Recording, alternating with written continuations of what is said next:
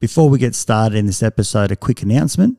As you know, I'm very passionate about acceptance and commitment therapy, and I also run a busy practice in Canberra. We're currently looking for psychologists who are registered in Australia to join our team, who are also passionate about learning about ACT. We provide supervision on a group and individual basis and training around ACT. So if this is you, if you're interested, please express your interest at strategicpsychology.com.au/careers. Look forward to hearing from you. And now back to this episode. Okay, life can be crazy. You're feeling like you're sinking, just trying to find a meaning. It's time for better thinking. Yeah, better thinking. Time to tune in. Let's go. Welcome back to Better Thinking. My name's Nesh Nikolic, and my guest today is Dr. Michael Noetel.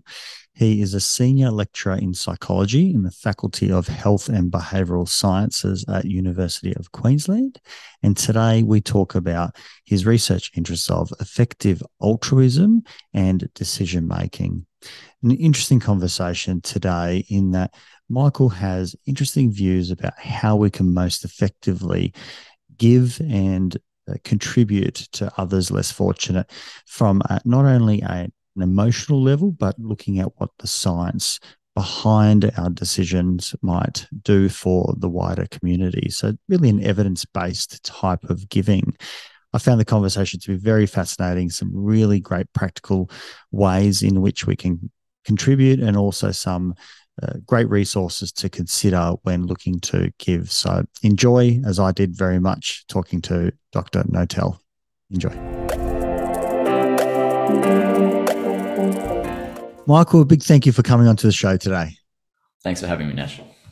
Look, I'm really excited talking to you today. I know that a lot of people and myself, we have these, ideas and ambitions to be good people, to be altruistic, to, look after others. And, it's something that, even in first year psychology, it was an interesting conversation around, what is altruism if it kind of benefits the giver as well. And we don't have to necessarily go down there, but I'm really interested in finding out more, in this space, from you, and also about how we make decisions and how we even just view the world. So, thank you for coming on, and look forward to, looking at these topics and ideas. Yeah, no, always excited to talk about this. So, yeah. How did you get into this space? I was practicing psychologist for probably about 5 years, and started doing my PhD, and always found decision making really interesting, because I felt like a lot of the clients that I was seeing, and including myself, how we managed things was really important question, but often how we got ourselves into that situation was a factor of decision making. And it was sort of as I was doing my PhD that I stumbled across a few podcasts and talks around the idea of making altruistic decisions, and how all of the tools that we know about really good decision making in other areas of life are really hard to apply in altruistic or pro-social decision making things. So when you're trying to help others by volunteering or donating, or dedicating a career to helping other people, it's a whole different ballgame, because you've got a whole different set of emotions and motives and things like that get in the way. So I just found it a really interesting sort of intellectual question about how do we do the most good, but just had immediate practical relevance for me, because when I was trying to make my charitable donations at the end of the year, it totally changed my mental models about how I could be doing that. And so that was sort of how I stumbled into it, was listening to conversations like this over podcasts, and it just transformed the way I do a whole lot of things in my life. It is an interesting space, because I know when I was younger, I did backpacking like many Australians do, and you see such a hardship and sadness, and like a lot of us, we try and give while we're over there, but it does pose so many different questions about when you are giving to children. In many ways, you're reinforcing a behavior of poverty potentially, and at the same time it conflicts with, well, what do you then do? You don't give to a child who is there at 10 o'clock at night, that is begging. You're so at least for me, I was so distressed. It was so distressing. And, you know, future trips trying to take, you know, pencils and you know, books and other things, you know, only to find out that a lot of these things end up being sold as well.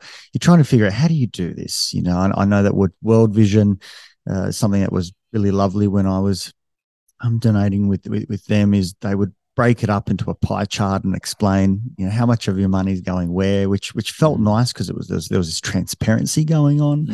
So it's a complex space. See, how do we, or what does the research show, or you know, from your readings, how do we look at altruism, and how do we make these decisions? Because it's complicated, and I think I've changed how I do it, or even how I think over time, to try and think about, how can I give, how can I, you know, support others. Yeah, it's a really complex problem, and like you said, I think the hardest tension is that, you know, we see things that give us this incredible motivation to do something about it. So you see a kid begging on the street, and you just have this like immediate want to try to help that kid as much as you can.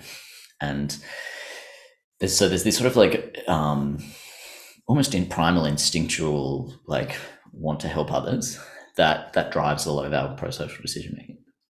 But as you said, like there's a whole lot of like doubts and questions and domino effects that come into that. Like you said, there's, you know, there's horrible stories, and I don't know how much of them are true, but like, you know, of kids being like abducted because they're cute, and then used to you know, as beggars because they're adorable kids, or some kids even being like, you know, I won't go into the stories, but like, you know, almost like made more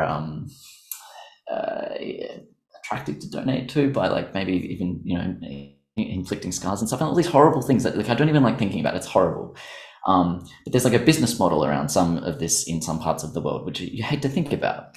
And so you're stuck with this really strong kind of conflict between really, really wanting to help, but just not knowing that the long run effects of what you're doing. And so that, I mean, I found this a little bit paralyzing, and I found some things were really helpful. Like you said, the pie charts from World Vision, or like the sponsor child, where they give you the photo of the kid that it goes to.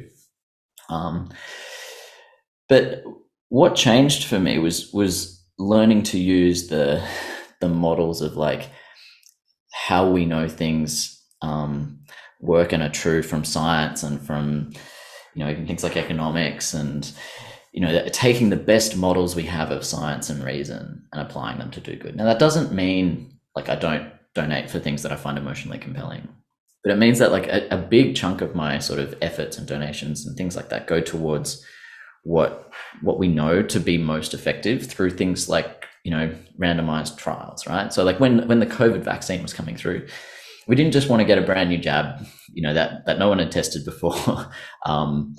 And you kind of wanted to know that it had been thoroughly tested in a whole population, and been shown to work and work really well.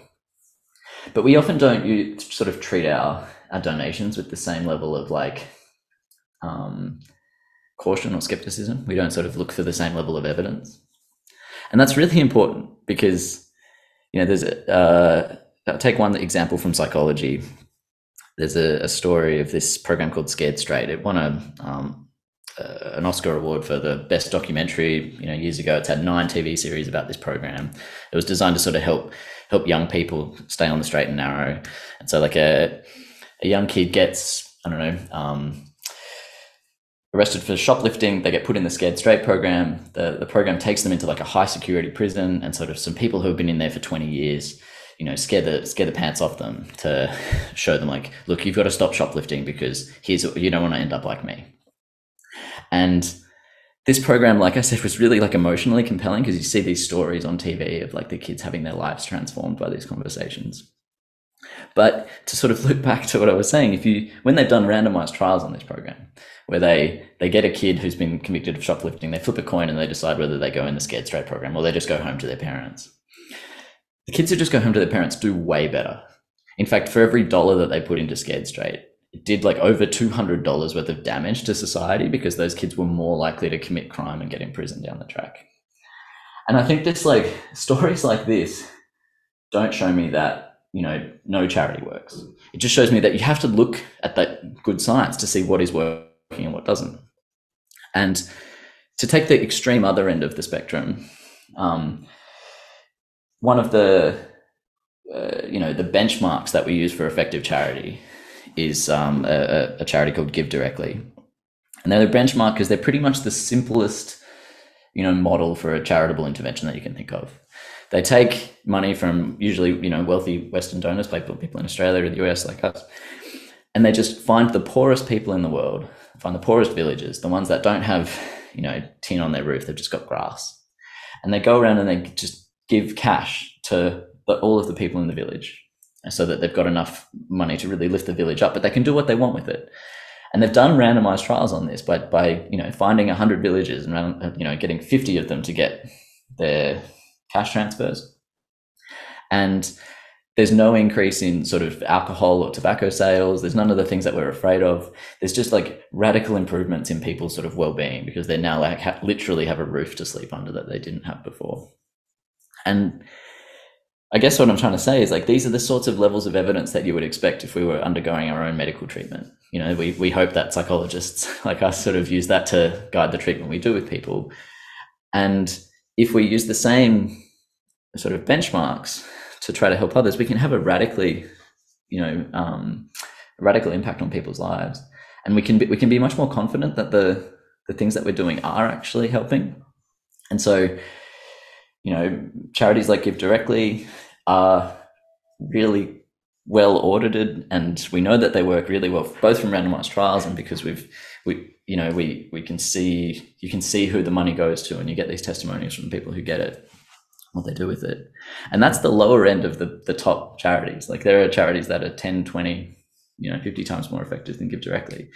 But I think it's a really useful kind of story to sort of highlight the difference between, to circle back, the emotional impulse that you and I get to help the kid that's begging on the street, and then taking the $100 or $200 that we might have given to that, and then give it to the place where I know that it's going to have a really big impact and I can be really confident in that, without worrying too much about sort of the downstream effects and sort of knowing that they've been tested. And so I think it's a really hard question.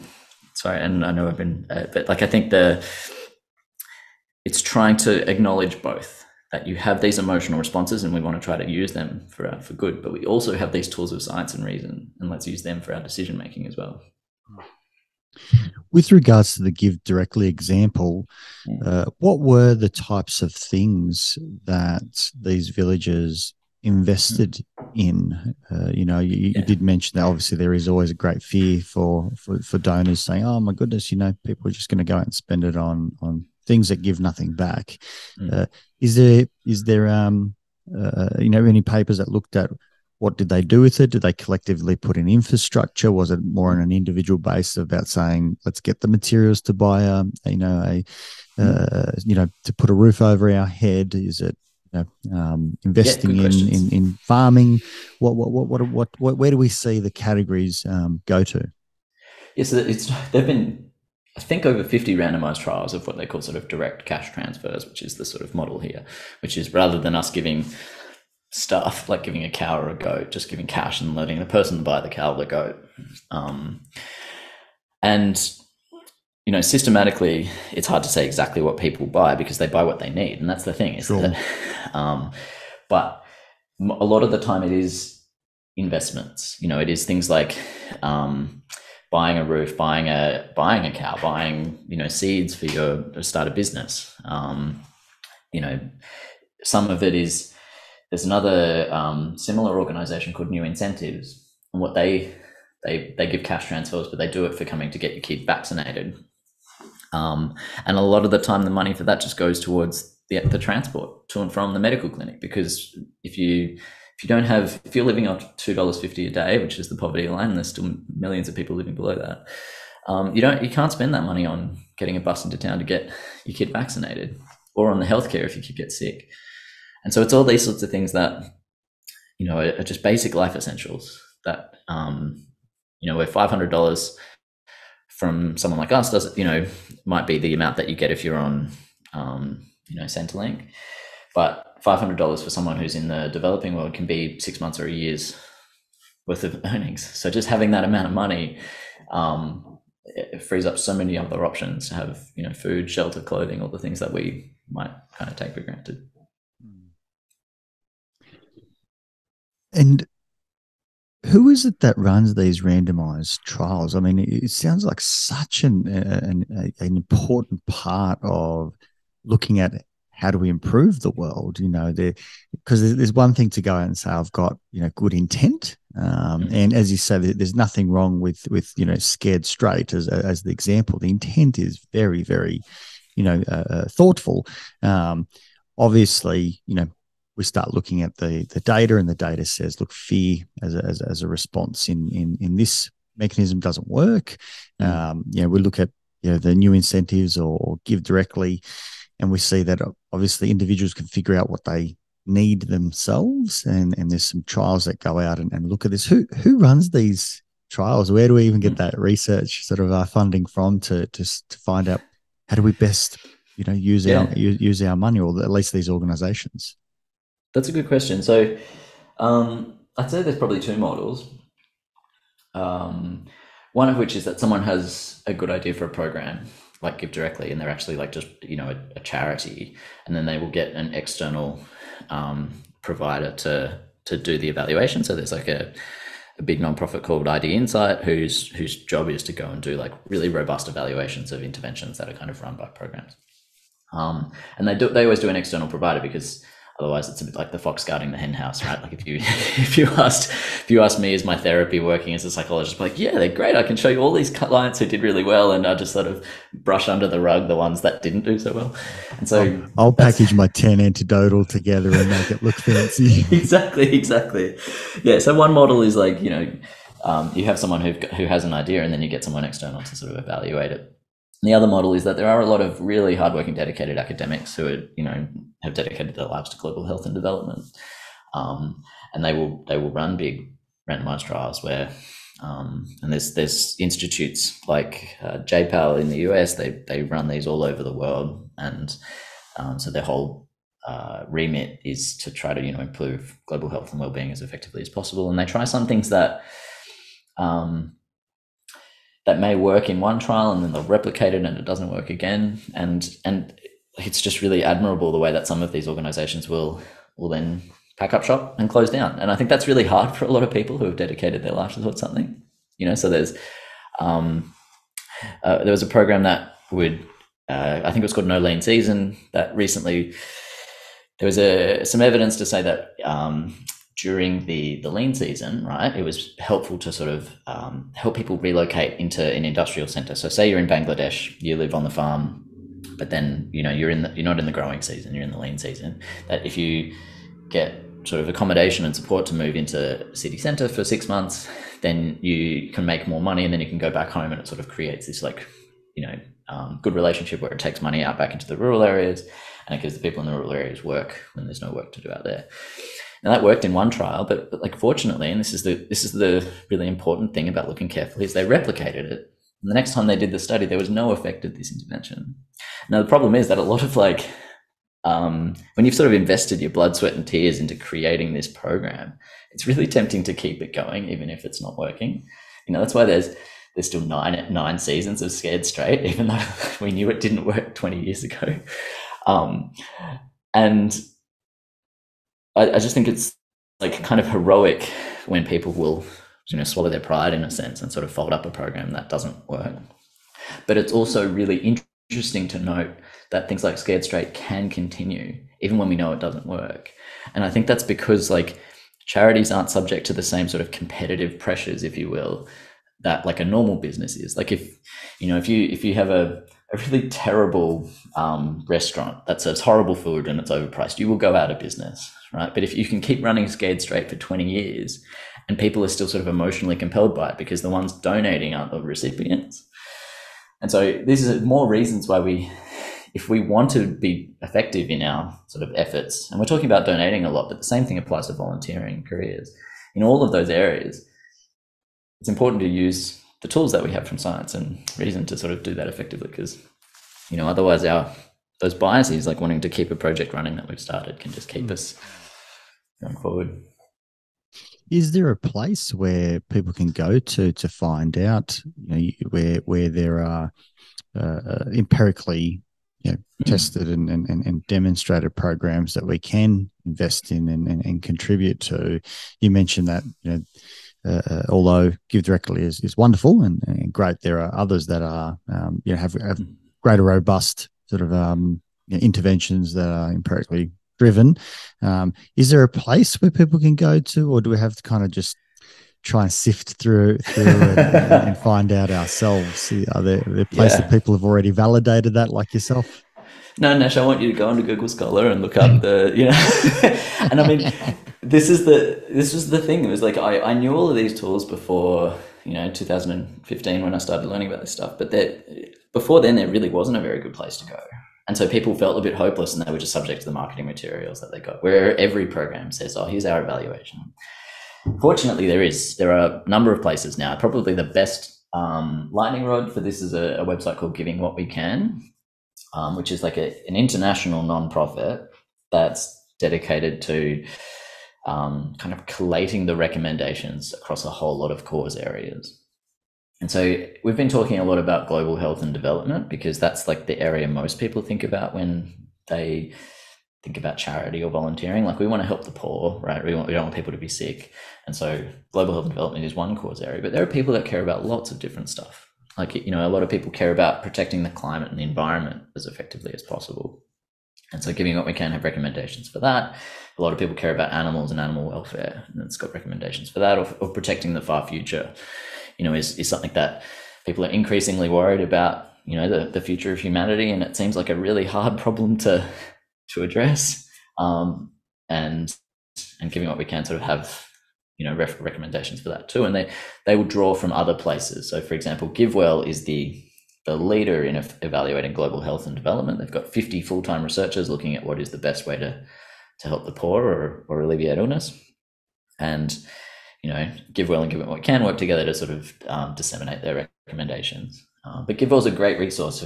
For example, if someone is trying to alleviate poverty, that, you can see their reports on every single intervention. And there's, they've got their top 5 recommendations, but you can dig right in to see the sort of the spreadsheets and the data they've used to inform it, only if you're interested, because they just try to be transparent. But for most people like you and I, you just sort of go, oh, wow, this looks really rigorous, I'm going to trust their judgment, I think, rather than actually going into the spreadsheets. But, I think that's better than, just trust us. These are the best, because you just don't know how rigorous and robust people are. I can see here just on their website that there's improving human well-being, animal welfare, a better future across multiple cause areas. Giving us, I suppose, different ways in which we can give, depending on what's important to us. Exactly. And I think that's where, like, I don't want people to feel like, oh, this is all just using data to, and just switching off that emotional part of your brain that you and I sort of we're connecting with. Right. And I think, like, this isn't just like Spock, in Star Trek, just like, only doing what's rational and then not really thinking about what is rewarding. I think the thing that is important to know is, like, it is about trying to do what you value in a way that actually reaches what you care about, reaches your goals. I think I always really cared about trying to help improve people's health and well-being. That's why I became a psychologist. And sometimes I would it takes a long time to sort of see the transformation that happens through things like therapy. But what was really nice to know is at the end of each year, I could donate, I think it was only a couple $1,000s to have evidence-backed, you have saved someone's life. And it feels incredible. That still gives me like warm fuzzies, knowing that, like, I have this amazing impact on the world just by, both through my work directly, because I find it really rewarding, the work that I do, but also through the donations and the time that I invest otherwise. And so, I think it's important to connect with what you value, but also, not just do the first thing that comes to your mind as far as trying to get there. It really changes the way that I'm thinking about it. I'm just on the, giving what you can. And there's so many different recommendations, ones that not even recommendations, just areas, ones that I haven't even thought about, which, have kind of struck me. Obviously, what we've discussed in terms of, animal welfare and humane and future funds, patient philanthropy, climate change, global catastrophic risk, infrastructure, malaria. But interesting here, even like Johns Hopkins Center for Health Security, like, you know, giving funding to research, which obviously is probably a large portion of this about how we come up with technological change, or not even that, how we find it to how to create things that are actually viable for communities to use. Often the technology is already there, but how a culture adopts that and the complexities, and then all the other bits and pieces. It's fascinating just looking through this list. Yeah, I think you do maybe don't immediately think about why funding something like John Hopkins Center for Health Security would be like as impactful as donating $100 to the beggar that we see on the street, right? And it feels very different. That's the difference. It's like it feels like there's an immediate I give, that person receives, and it improves their well-being straight away thing that is appealing about sort of knowing what you're doing, like giving directly to that person, right? But I think the thing that John Hopkins, if you can use that as an example, is that even though there's sort of a few more dominoes that have to fall, the scope of the benefit is just so big that there's a meme where you knock these tiny domino and the dominoes get bigger, and then these massive dominoes fall over. And I think that's kind of where those, if you can understand or if you see the benefit in that, you can have a huge impact. And it's not for everybody, but to take the John Hopkins example, they were real leaders in the COVID response, and in trying to get good recommendations, good data to governments about how they should be responding. If you think about some of the biomedical companies that created a COVID vaccine in 4 days, after COVID was sequenced, that just shows how technology and funding research can just have these radical benefits for us, but also how there's still a lot of work to do, because that took 9 months for that vaccine that got developed to be approved and into someone's arms. And there is research that can make that much more efficient. And if you can think about this, how many lives that would have saved, there was I think 28 million people died from COVID. If we'd had vaccines, more widely distributed in 1 month instead of 10, that's a huge number of lives that we could have saved. Not to mention the whole the catastrophic effect on the economy and society while we waited for vaccines to come along and be approved. So I know that feels very different, and there's a really hard psychological bug there, which is that the more people there are, it's not like we care 10 times as much when there's 10 times as many people affected by something. An analogy I use for that is there was a paper in Nature Food this year that said a nuclear war that used 1% of the nuclear arsenal would kill 500 million people. That was just if 1%. So if India and Pakistan had a nuclear war, it wouldn't just be India and Pakistan. It'd be a global problem. Now, I actually left a zero off that. The actual number from that paper was 5 billion people. Now, your personal chance of dying just went up a lot, but the emotion doesn't really change. It still just feels like a big number. And that's a psychological bug. That's not a feature. That's not a good thing that our brains do, because it means that we don't care about big problems or, big numbers of people that could be saved by a better response to COVID, as much as we care about the difference between, one person and 2 people getting helped. And so because our emotions don't scale with the size of a problem, we're sometimes bad at looking at things that affect millions or literally billions of people. And so to come back to your example, I think John Hopkins is a really good organization, and they don't get enough funding, and they can do incredible research that could save us from the next pandemic. And if you find that compelling, then that could have more of an impact than like we've talked about sort of some of the other ways of where we're trying to do good, but more based on emotion.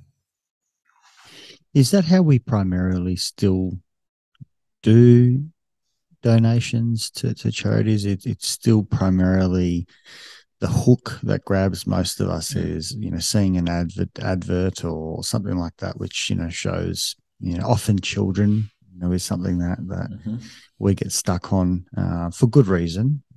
But is that the most sort of common way that we give? What are the methods? I know it's changed over time. There used to be a lot more people out in the streets that we would see, canvassing donors. Obviously television that we'd see. There would be kind of like annual campaigns for a particular type of giving.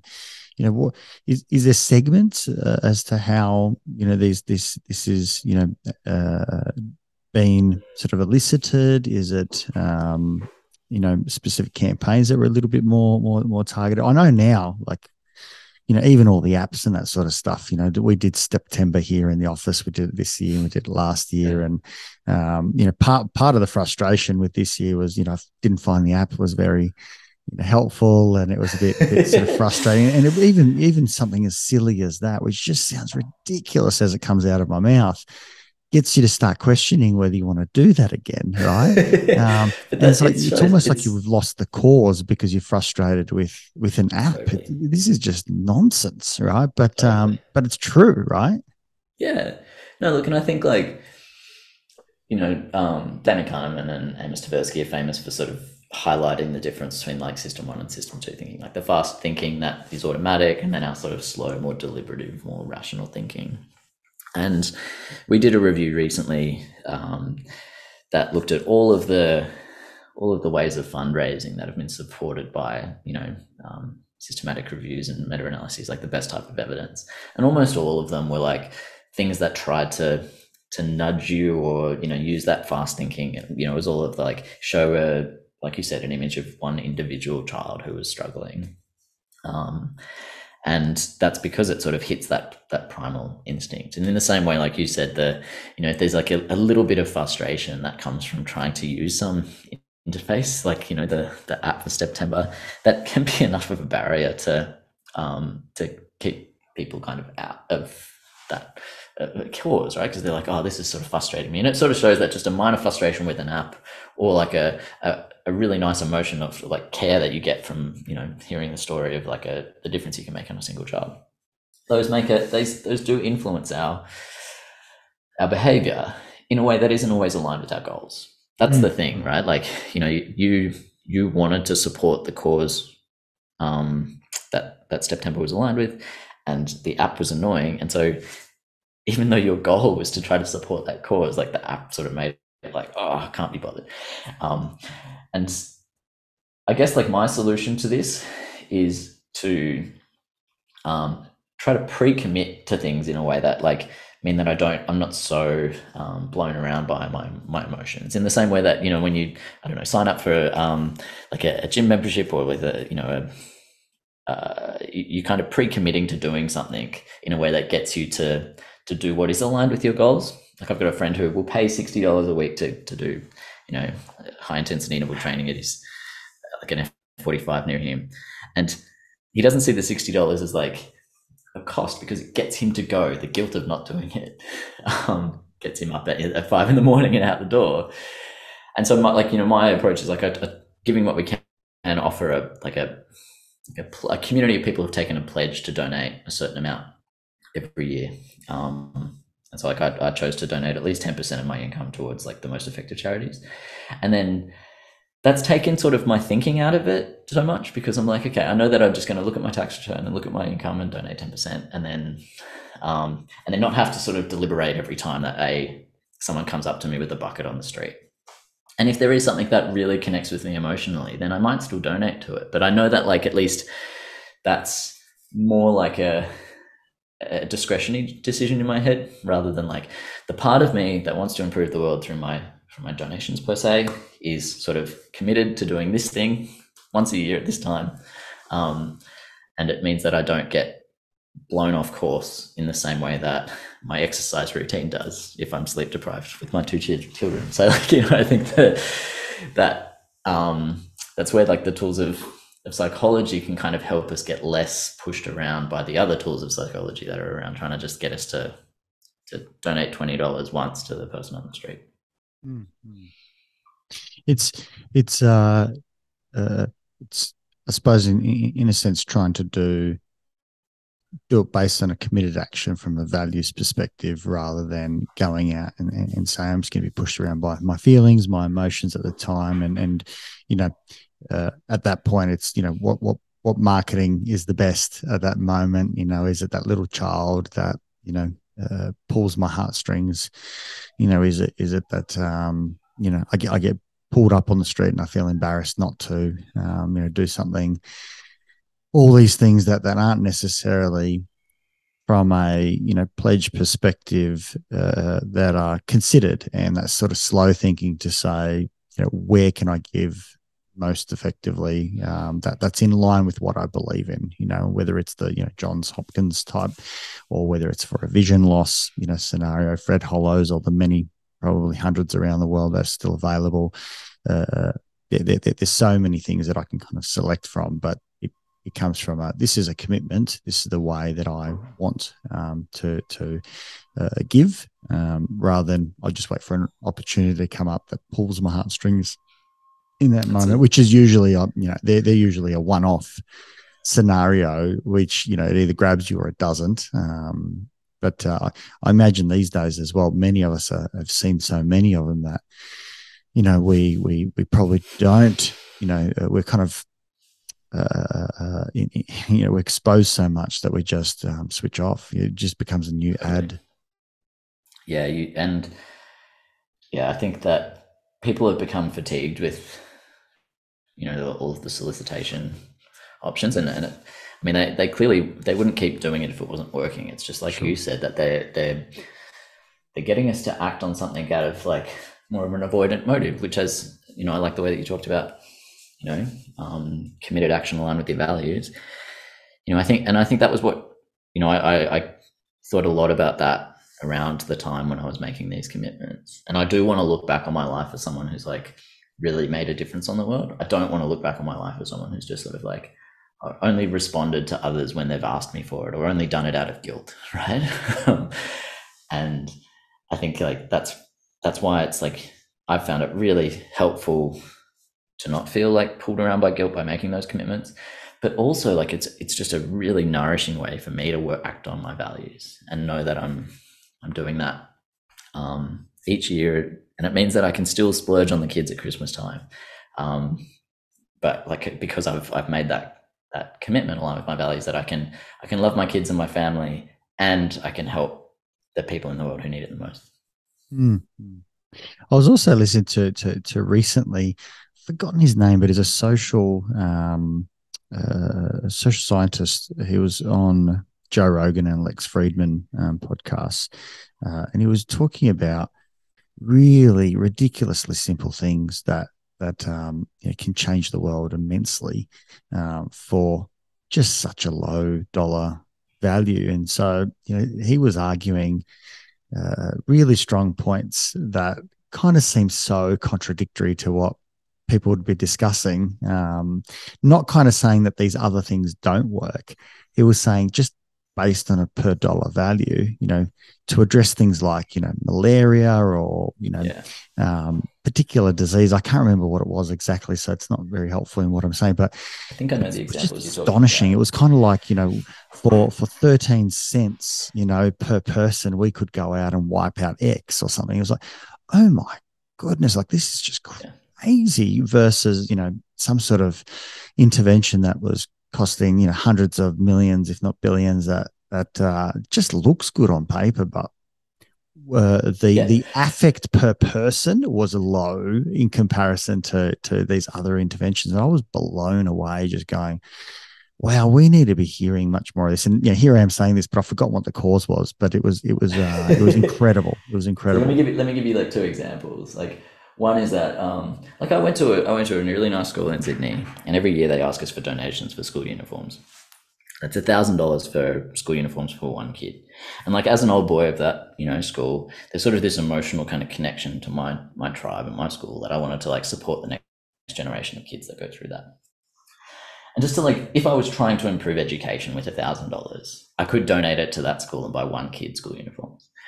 But like, this is where like, it's really interesting, just the scale of the difference that you can make if you think more carefully about what you care about. So if you care about education and you don't care about where the kids are born, that $1,000 can buy 100 kids uniforms in Kenya. I'm like, okay, so it's like either one Sydney boy, it's a boys' school, or like 100 kids in Kenya. Okay, that's a big difference. But then it turns out that school uniforms aren't like the best way to increase education. It's often not the barrier that we think it is. One of the barriers is that some parents don't think that school will help them with the jobs that they need. And so parental education is about 10 times better than giving school uniforms. And that's because in Australia, we just don't realize that that's a barrier. But then one of the biggest things that stop kids in the developing world from going to school is because they've got worms and they're sick all the time. And so they can't go to school and they fall behind. And then once they fall behind, you know how hard it is to catch back up. And treating worms is just like an incredibly cheap intervention. Like you said, it's cents on the dollar. Like I think it is like somewhere between 10 and 20 cents to deworm a child. And so they go into a town, it might cost you $1,000 to deworm thousands of kids, right? And you've just like eradicated that whole, worming problem in that whole village. And so all these kids are now able to go to school and keep up. And so it ends up being about 10,000 times more effective to donate towards something which doesn't seem related to education, which is like reducing worms in the developing world. And that's just one really compelling example of like how, if we think about what am I actually trying to do? I'm trying to help kids get an education, and I'm not prejudicing them based on where that they live. Like, here's what happens if I use the evidence. And it's the same for improving health. Like, it's really boring. This is why it's neglected. But like, giving kids a bed net that's treated with a anti-mosquito pesticide, and like, it's so good for the kids, because like malaria is still killing, hundreds and thousands of kids every day. I think, I could be wrong about this, but I'm pretty sure it's one kid every minute dies of malaria, which means in the time that we've had this interview, 40 kids have died. And it costs $2 to give the whole family an insecticide treated bed net. And so like, if we had sort of spent this time raising money to donate to them, we could have saved 40 kids in the time that we've been having this interview. That's just the scale of the problem. And it is so solvable by people like us with making good decisions, about how we can do that most effectively. And I find that really inspiring. Like, I think some people find that the weight of that really heavy. And I think it is a bit like you can hold, two emotions at once. You can hold sort of like the weight of that with the inspiration that the decision that you make today could save at least one of those kids. Like, I think that's really compelling. But yeah, I do wish like we talked about this more, but it's sort of, it isn't as sexy, right? And it's not as novel, because this has been malaria has been a problem for hundreds of years. And we're making massive progress on it, but that isn't as newsworthy as, a diplomatic visit to a foreign country, right? Like, we want to know what's happening in politics, because it sort of really personally affects us and it changes every day. And so, yeah, it is hard to sort of cut through with the stuff that really can have a huge impact on some people. Yeah. Are there other examples that you can think of where, that kind of $1,000 for a uniform versus, the potential of, 10,000 people, or maybe not that much, but, 2,000 or 3,000 people being, given the opportunity to go to school because of the deworming or other scenarios. For myself, for our listeners to think about, when we are looking at causes or ways or even organizations, because malaria is just, sadly, it's not sexy anymore. It's something exactly we've heard of. And I know it was a long time ago now when Bill Gates decided to do the, Bill and Melinda Foundation, step away from Microsoft. And I remember, his huge, commitment to doing that work, but obviously a lot of his funds that went into that. And I remember at the time, I think it was Warren Buffett was number 2 of the world's richest list, and he donated a large portion of his funds. And I've watched an interview, and they've asked him, why did you give, why did the second richest man in the world give all his money to the first richest man? And his response was, because Bill knows how to spend money better than I do. He understood what you're talking about today of I don't know where to apply that money. I don't know, what are the good places to provide that. And if we look at some of the work that the Bill and Melinda Foundation, at least from, this is mine's very low level, but it seems like they've done incredible work around the world, particularly in disease and vaccinations and the like, among many other things. But are there any other examples that come to mind, or ways, and even some local stuff? I know that we tend to do so much developing country stuff, and maybe that's because it's just so cost effective. But might be a bit harder to do it in Australia. I've got some sort of local examples that maybe come from the other things that people care about, and so like us to link in some of the threads that we've been talking through today. One concrete example is, do you know that Australia has we've won a lot of Nobel Prizes for medicine, but we've also once won the Nobel Prize for Peace. Do you know what we won that for? Absolutely no idea. I didn't even know that we won it for peace. Isn't that incredible? I know, this is amazing, right? So Australia, or Australian organisation, won the Nobel Peace Prize. One of the people who started it was Tilman Ruff, who was a medical doctor, and he won it because Australia has for a long time been a real leading voice in addressing the risk from nuclear weapons, and he and others helped start the International Coalition to Abolish Nuclear Weapons, and they started 10 or 20 years ago, but they helped create a United Nations agreement to ban nuclear weapons. Nuclear weapons are now sort of illegal according to international law, and that was largely because of like the work of people like that. And Australia has committed to sort of signing on to that ban, but they have not done that. And like I said earlier, like there's 5 billion lives sort of at risk from nuclear weapons, and as stuff goes on in Ukraine and Russia, and there's stray missiles hitting Poland, like this affects us, and it can affect us, and it can affect everybody that's alive today. And there are things that us Australians can do, not with our money much as much, maybe with our time. But like if you have a look at the ICANN Australia website, they've got things that we can do to try to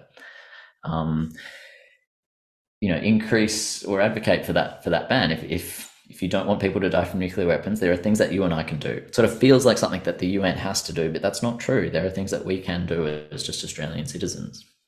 And the same thing might like apply to something like climate change, where like you, I'm sure that you do things in your day-to-day life to really try to do your best to try to tackle climate change. Like, we went around changing a lot of light globes to make them high efficiency LEDs. My wife and I sold our second car, so we've got one, and we've got a hybrid, and we try to recycle, and I compost and all that sort of stuff. The challenge is, and like all of those things are really important, and they make me sort of feel like day to day I'm trying to minimize my impact on the climate. But as far as the most effective ways of addressing climate change, they are at like an intergovernmental kind of level. And it might not feel like there's a whole lot that you can do about that, but there really is. So if you have a look at Giving What We Can's website, they've got some recommendations for climate change, and a lot of them are trying to make it easier for developing countries to either become technologically advanced while skipping the step around using fossil fuels. Or, for example, there's an organization called the Coalition for Rainforest Nations, which is where if you're somewhere like Brazil at the moment, you've got all this land that you actually as a country get more income by demolishing the Amazon and putting cows on it, right? And not only does that demolish the Amazon, which is like, the world's lungs, But the cows are also producing a whole lot of carbon, or greenhouse gases, usually methane. And there's no sort of real self-interested incentive for them to not do that at the moment.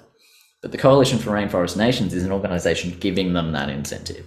They are saying that if you're Norway and you don't have the land or the sun to do a whole lot of solar or wind generation, so you are reliant on, fossil fuels or non-renewable energy, what can you do? One thing they can do is they can sort of subsidize or pay to incentivize these rainforest nations to keep their rainforests. And what you need is someone to audit and check that the rainforests are staying there.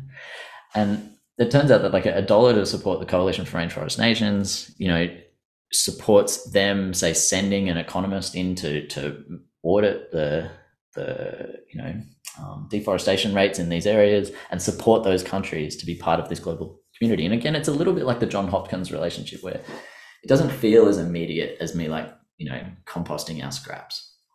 But the scale of the benefit for the globe through supporting the Giving What We Can recommendations for climate change is literally hundreds of thousands more effective than my little scraps going into the compost bin versus into the rubbish bin. And so both are important, and one doesn't preclude me from doing the other. But when it comes to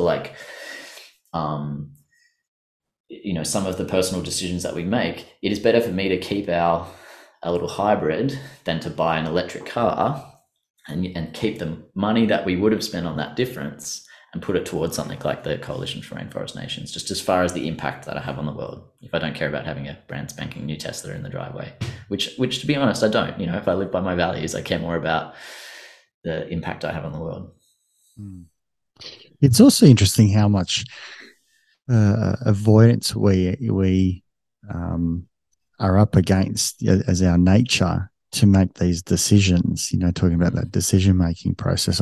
I know if I look at really clever campaigns that have just created a low friction environment for me to be able to do something, has made it much more likely that I do that. So, for example, I know that when there was a campaign around trying to introduce euthanasia to different states around Australia, I'd receive an email, and it was so brilliantly put together that all I'd need to do is click a button, and that button would pre-populate a script, a letter with, the relevant minister's details in it. And I could just hit send, it would have it would already have my, signature block in there. And so our ministers could hear from multiple people that it was actually something that was important.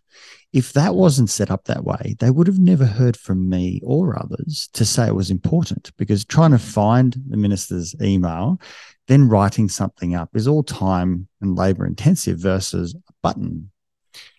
Similarly, there's, a recent one, which is the, media diversity thing that I think it's Kevin Rudd. And he's got people looking after Turnbull, that. I think we're both aligned. And that's right, and Turnbull. But just hitting a button to say hi, we just think it's lovely to have lots of voices. It's not a strange concept. I think most people would say, yeah, we like diversity.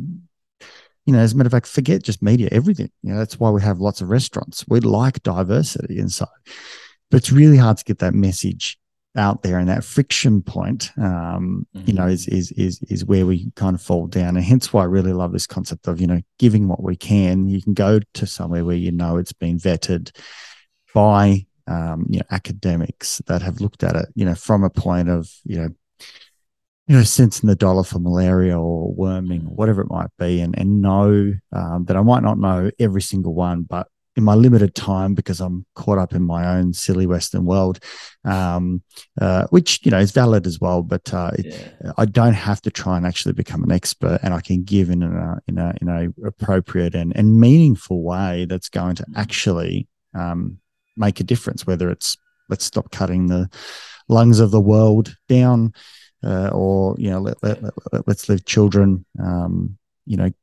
be schooled or remove them from harm's way, or let's put a roof over someone's, or let's just give money to the absolute mega poor, and they'll figure out what they need to do with it because they're trying to live like you and I are. And so they'll know if they need a cow or some medication or some transport or some books, they'll figure out what they need.